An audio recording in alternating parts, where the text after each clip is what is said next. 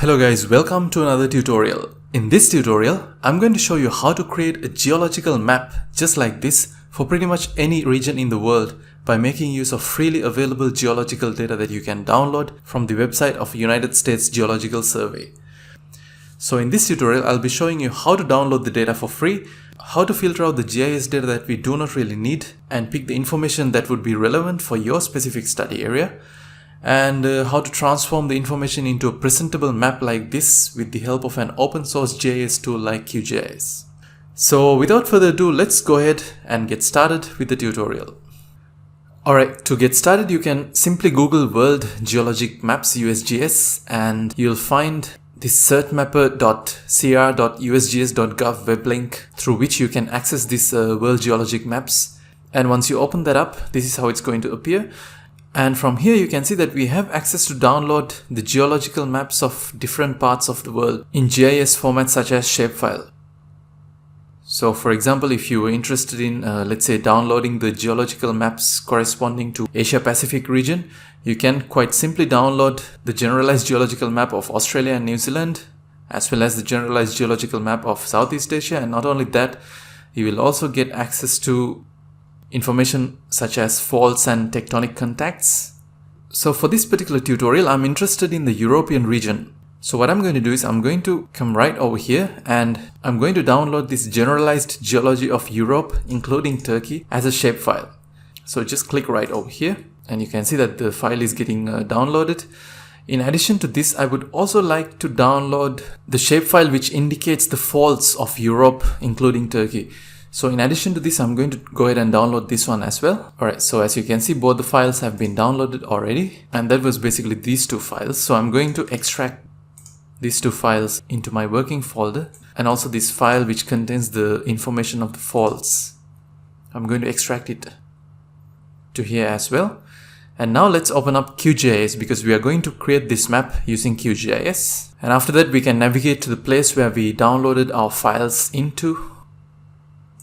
And that was this making a geological map folder, and right over here you can see that we have those two zip files. Actually, we can get rid of those two zip files because we won't be needing them anymore. And first I'm going to drag this generalized geology shape file into my working space. Simply drag it and drop it over here.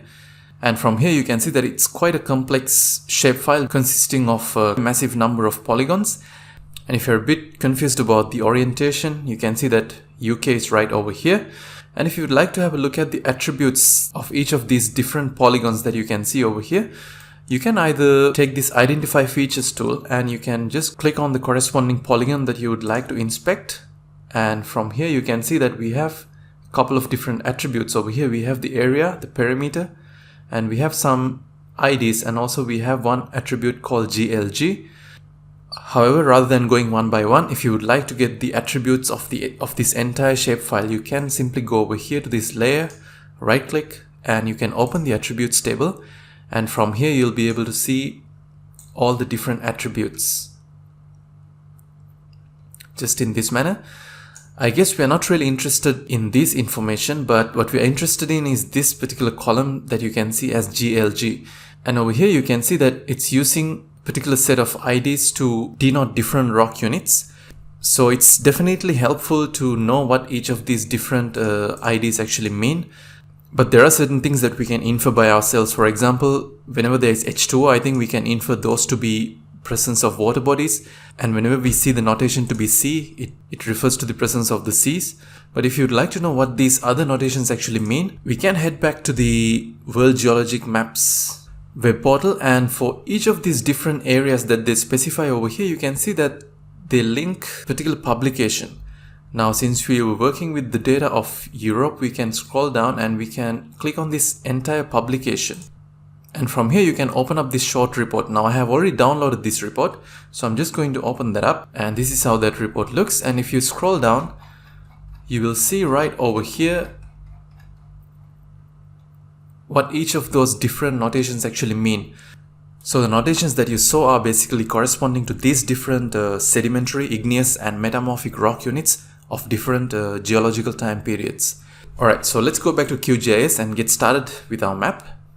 Now if you would like to quickly visualize this map in terms of the different geological rock units, You can change the symbology simply by going to the properties, and over here you can select categorized, and under the value you can remember that the different geological rock units were actually under this GLG column, so you can select that to be the value.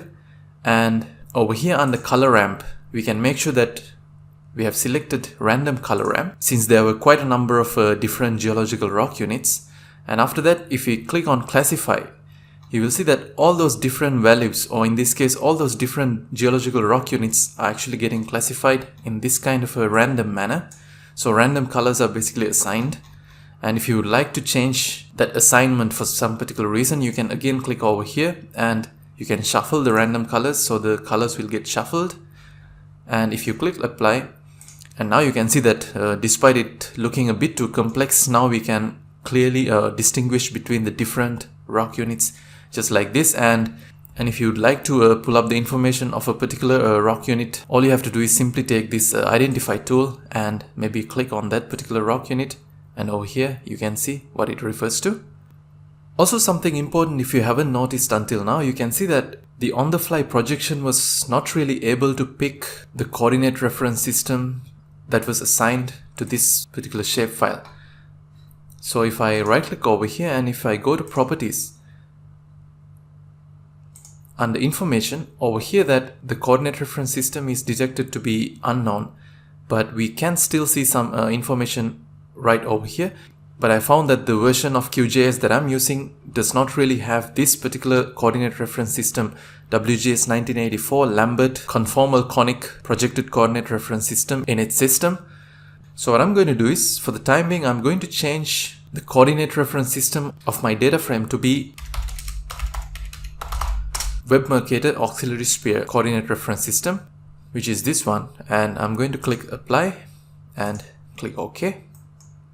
And now to create the geological map, I'm not actually going to work with the entire set of information that we can see over here. Instead, I'm going to zoom in and pick a specific region.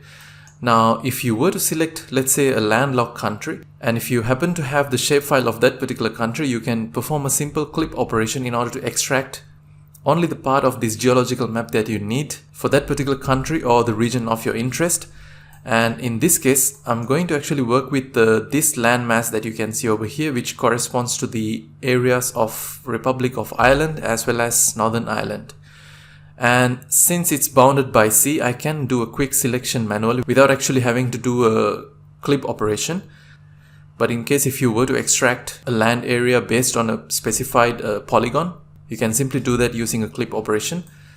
So for this case, just to do a manual selection of this Northern Ireland and Republic of Ireland, what I'm going to do is I'm going to click on this flyout menu under this select features, and I'm going to pick this select features by freehand tool. And when I have that tool, all I have to do is simply do a freehand selection just like this.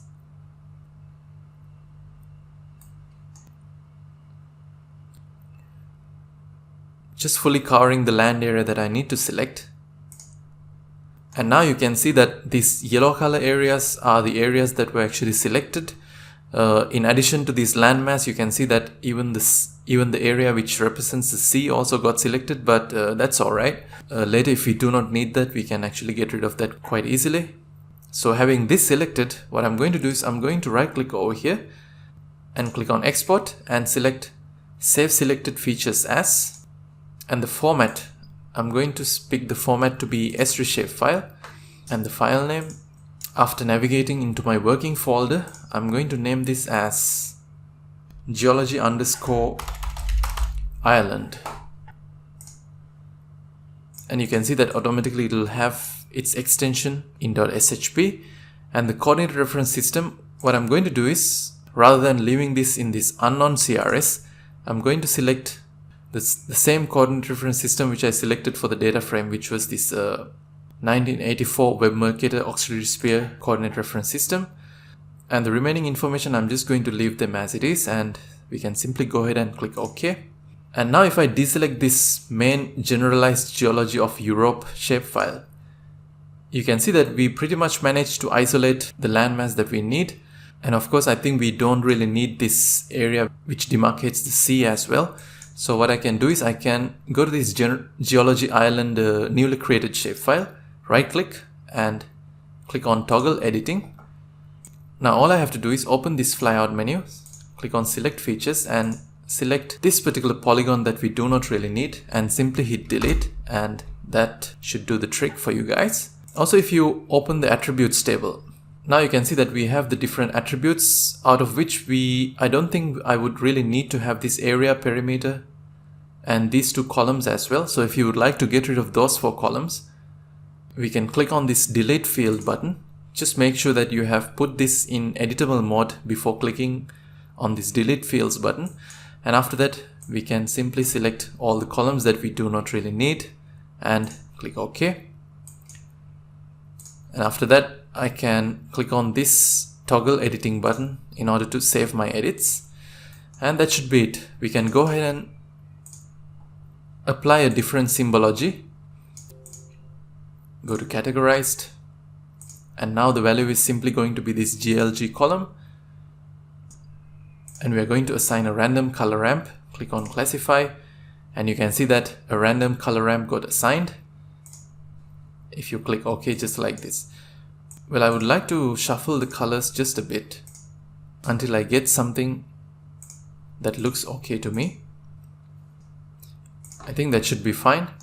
And now even if you expand this, you can see what each of these different colors are actually referring to. Well, just for the water bodies, you can see that this H2O is basically referring to these inland water bodies that you can see. So I'm going to go back to the properties, and just for that H2O, maybe I would like to change the color. Well, instead of having a color, let me go ahead with this kind of a hashed pattern, and for the color I would like to go with maybe blue color, just so that it will be a bit more representative, just like this. Yes, I think that's alright. I think that's good enough. And after that, we can simply go ahead and click OK. Alright, so now we'll see how we can put this information into a nice map layout. So to open up a map layout, you can go to project and select new print layout. And I'm going to name this one as Geological Map and click OK. And the first thing that you would usually need to do is to set up the properties that are associated with your page size. So to do that, simply right click over here, go to page properties, and over here select the size of your page. Now for this, I'm going to go with a page that's of the size of A4. Well, this depends on what sort of a page you are planning to print this map later on, if you're planning to do that. And the orientation, I'm going to have a portrait orientation. And once you're done with specifying the page size and the orientation, you can select this Add Map button. And after that, you can manually draw a rectangle demarcating the region of the page to which you would like to fit your map. Now, either you can cover the entire page, but I would like to add some additional information corresponding to the coordinates right next to the border that I'm drawing right now. So for that purpose, I'm going to leave some space between my borderline and the edge of the pages, just like this. So that's the reason I have actually not covered the entire page. So after you have specified this rectangle, you can simply let your mouse button go. And just like that, the geological map appeared on my A4 sheet, isn't it? And if you didn't manage to specify the extent of this particular rectangle first time, you can always make those changes manually afterwards as well. So for this particular case, I'm going to, let's say, manually specify my border to be like this. And now I think you can notice that we still have some room to improve in terms of, especially in terms of trying to get this geological map to fit to the extent of my entire page, isn't it? And if you try to zoom in, you can see that the entire page gets zoomed in and out. And even if you try to move this map, you can see that it's not the map that gets moved. It's basically your layout that gets moved.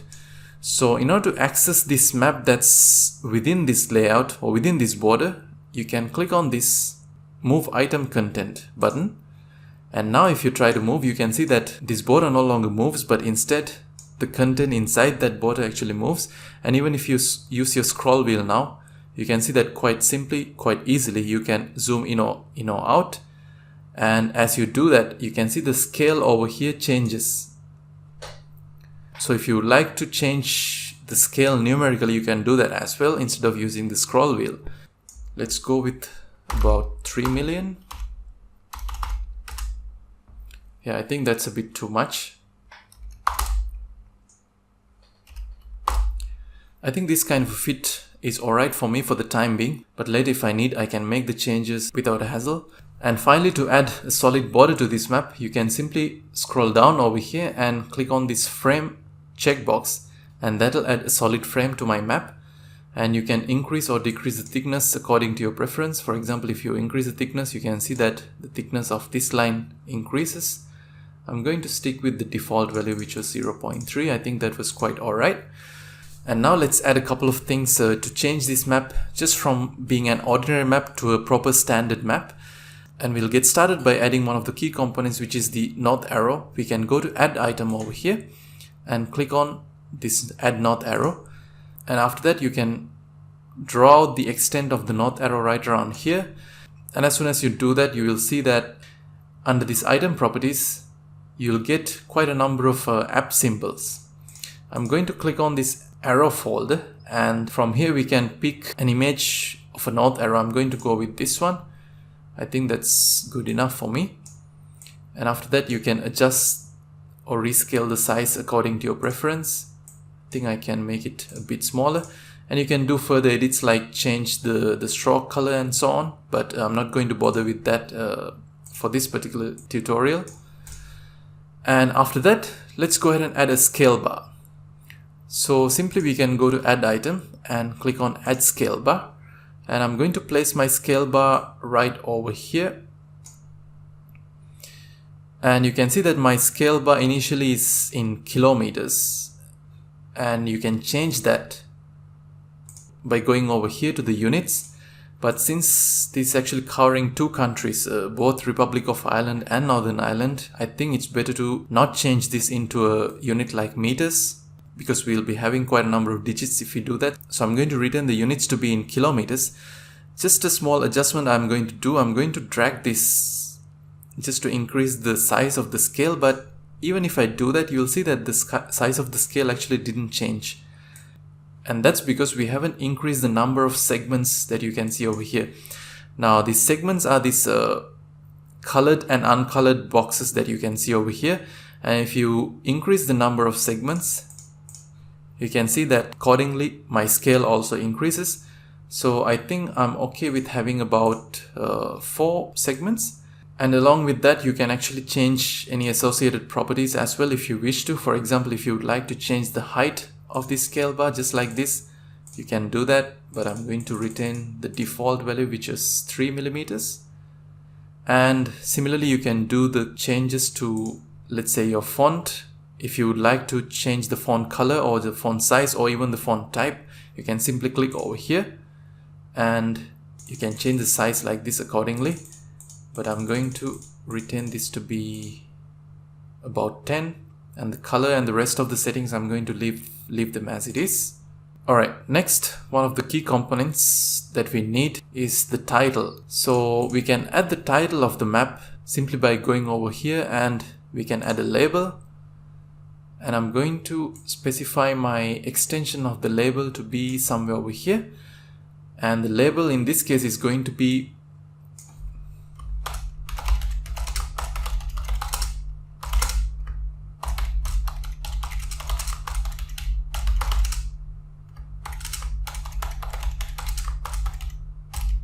General Geology of Republic of Ireland and Northern Ireland. You can type that in over here and it'll automatically get updated inside your text box, just in this manner. And for this, of course, we need to make some changes to make the title stand out a bit more. And I'm going to get started by clicking this font button under appearance that you can see over here. And that'll basically give me the opportunity to make changes to the font. I'm still going to work with the default font type, but I'm going to make that font bold, and after that I'm going to increase the size to be about 14 and click OK. And you might need to do some further adjustments just like this as well. And the horizontal alignment, we can click that to be center, just like this. I feel maybe it would be good to increase the font size just a little bit. So I'm going to go back over here and increase the font size to be about 18, and that looks a bit too much. Or maybe if I shift Northern Ireland to be on the second line, I think that should be it. That should be good enough. And while you're making these additions, if you want to make any changes to the placement of this geological map within our frame, you can always go back to this move item content button and you can make the changes accordingly. And now I think you can see that we have the freedom of moving this a bit further up. And why I'm leaving so much space over here, I'm going to tell you just in a second. Because this map in this sort of a representation is actually quite useless because we don't really know what each of these different colors actually mean. So what I'm going to do is I'm going to add a legend, and a legend is able to provide all the information about the notations of each of these different colors, so that we'll be able to see which rock unit is actually belonging to which particular geological period based on the notation that we have. And to add the legend, you can simply go to add items, and from here you can select add legend, and similar to what we did so far, we can simply drag and draw the legend, let's say somewhere over here. And initially our legend is actually not going to be according to what we expect, because it's going to be quite messy, especially if you have quite a number of layers in your working space. And over here you can see that in addition to having the information that we really need, we have some things. For example, this layer which refers to the general geology of entire Europe is still here, and if there were other layers, they will also be present, and we'll have to manually get rid of those information as well. And along with this general geology information, since we downloaded a shapefile which shows the fault lines, I think we can import that information into the map as well. So we can keep this window open, or we can keep this window minimized for the time being. And now I'm going to import this FLT4_2L. This was the file name that was there by default. So if I drag this and drop it over here, you can see that it's basically showing all the fault lines of entire Europe. But I would like to have only the fault line which corresponds to just Northern Ireland and Republic of Ireland. So what I'm going to do is similar to what I did before. I'm going to click on this flyout menu. I'm going to select features by freehand and make sure that you have clicked on this particular layer. And after that, I'm going to manually select all the fault lines that are inside Ireland. And after that, I'm going to export and save selected features as, and this time the file name, I'm going to name this one as Faults Island, and the coordinate reference system, similar to what I did before, I'm going to select this Web Mercator Auxiliary Sphere coordinate reference system, and after that click OK. Alright, now I'm going to deactivate this particular layer, and I'm going to make some changes to the appearance of the fault lines. Basically what I'm going to do is I'm going to increase the thickness of the line as well as the color of the line. I'm going to make the color to be black and increase the stroke width to be about, let's say, 0.46. Yeah, I guess it's not too thick. Well, if it is, maybe we can decrease this to be about 0.4. Yeah, just a slight reduction. And now if I open up this window again, you can see that all the changes that we did over here has already been transferred into the map. So whatever the workflows that we are doing over here is actually getting projected into our map layout right over here, which is quite convenient. And now you can see that not only the map got updated, even the items of the legend got updated as well. So anything that we do in the main QGIS window is actually going to get reflected in this particular legend window as well, as long as we have ticked this auto update button. But in case if we haven't ticked this auto update button, none of those changes would actually apply into this legend window. So after unticking this, we can do the changes that we need manually. For example, if you would like to get rid of this this particular layer, we can select that and we can remove that. Similarly, if I want to get rid of even this fault lines entry, we can simply get rid of that, and we can have a dedicated legend just only for the different rock units. Now you can see that it's a bit tricky to actually fit this entire column into my map layout, and it would be convenient if I could split this column into, let's say, 2 or 3 columns. And you can simply do that by scrolling down over here, and under these columns you can increase the number of count, but nothing changed yet because I haven't selected this split layers item. And as soon as I do that, you can see that my column got split into 2 layers, well, 2 columns basically. And if I increase the number, you can see that it changes accordingly. But I guess I can work with 2 columns just like this, especially given the availability of the space that I have over here. And if I go back to these legend items, and if I right click, I can make this to be a group just like this. And of course, what's left is making some changes to the text. We can go over here to the fonts and text formatting. And since we assign this geology island to be a group, if we want to make any changes to this geology island, let's say if we consider that to be something like a heading, we can click over here, and whatever the change that you do over here will only get applied to that particular group heading, just like this. And if you would like to change the text over here, simply you can double click, and I'm going to name this as geology. I think that should be fine. And over here we have one item that's actually not been assigned anything, so I'm going to get rid of that.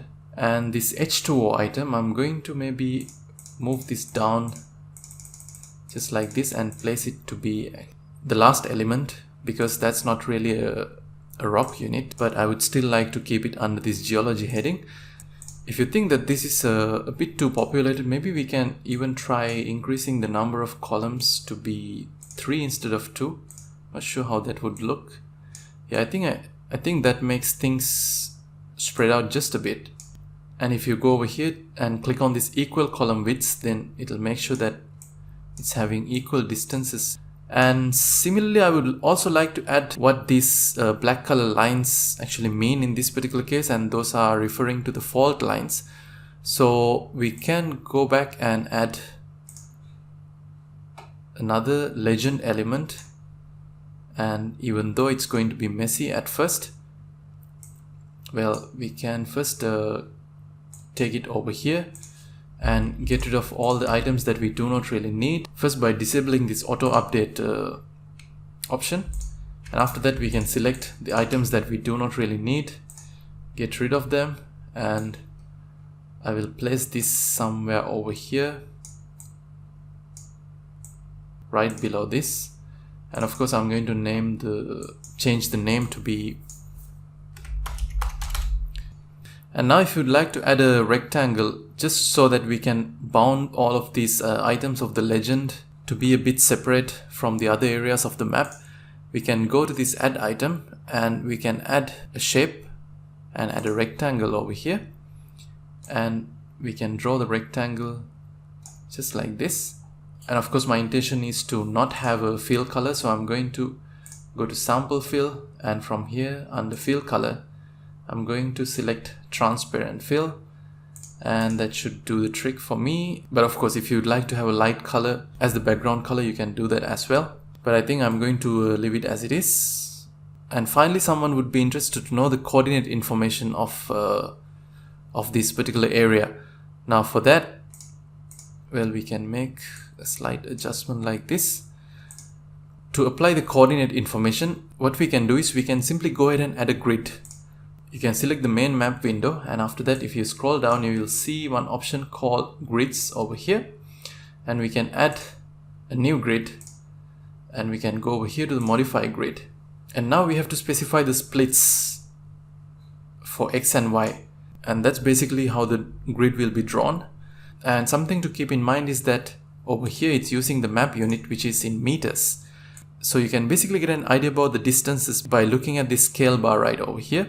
So if you were to have splits of, let's say, 100 kilometers, then if one of the lines were to be over here, then the next line would appear somewhere over here.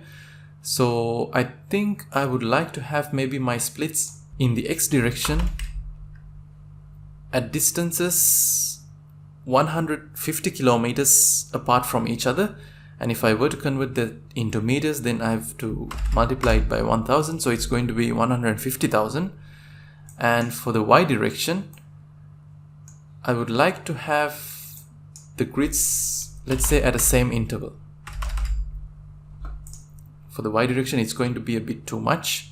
And if you leave it just like this, it's going to be a bit messy, because now it's having the same color as this fault line. So I don't want these grids to be that obvious. So for that, what I'm going to do is I'm going to again select this main map window, go to grids, click modify grid. And from here, I'm going to change the line style to be a dashed black line like this. And I'm going to decrease the opacity of the line by quite a lot. Furthermore, I'm going to reduce the stroke width as well. And again, I'm going to change the color to be a bit of a gray color instead of having black color. Yeah, I think something like this would be fine. But of course, we need to add the numbers now. So I'm going to go over here to this frame style. And by default, it's no frame. So I'm going to select exterior ticks. So what it does is it's actually going to add these exterior ticks to which we can link the particular coordinate number. And to add the coordinates, we need to click on this draw coordinates. And that'll take care of having the actual values. But of course, we need to make some changes over here as well. Now, to fit this properly into the page, I would like to flip this from having a horizontal formation to a vertical formation. So the left and the right sides, I'm going to change this to be vertical ascending, and that took care of that. And for the right side, it's going to be vertical descending, just like this. And since we do not really want to have 3 decimal points over here, what we can do is we can scroll down and we can reduce the coordinate precision to be just 0 without having any decimal points. And I think now it's quite informative in terms of the coordinates as well. Just one more small remark. It's always a good habit when you are producing a map to specify what sort of a coordinate reference system that you're using. Because if someone is looking at this map for the first time, even though it's quite helpful in terms of what it's trying to say, they might not be able to understand what sort of a coordinate reference system actually these numbers refer to. So as a concluding remark, what we can do is we can go over here to this add item button, and we can add another small label somewhere right over here, which specifies the coordinate system. I can simply go ahead and add that particular information to my map as well. And of course, you might need to make changes to the font size. We can reduce that font size because it's just only a remark that we're adding, which doesn't really need to stand out much. And after you think everything is aligned properly, we can go ahead and conclude the map. And if you do a full zoom simply by clicking on this button, this is basically the map that we came up with the information that we downloaded completely for free from the USGS World Geological Map web portal. Well, to export this map, all you have to do is go to layout, and you can export it either as a PDF or I'm going to export it as an image. Go to your desired folder and I'm going to name it as Geological Map, and simply we can of Ireland, and after that I can simply go ahead and click on save. I'm expecting to have a bit of a high resolution, so I'm going to leave it as 300 dpi, and we can simply go ahead and click save. And now if you go ahead and open that up, this is how your map is going to look, and you can zoom in quite well just like this without losing its quality because we exported it in a bit of a higher resolution. And of course, if you'd like to refer to these keys that you see over here in the legend, you can always refer back to the report where they clearly indicate the description of these different rock units, and even you can try to merge them together into one attributes table, and rather than displaying this key just like this, you can actually have the proper description in the map as well. And I'm sure with what you guys learned today, you'll be able to do that quite comfortably now. So that's about it for this tutorial, guys. If you do have any questions regarding this process, don't forget to add them down below and we'll get back to you as soon as possible. So thanks a lot for watching, guys. I'll see you again with another tutorial.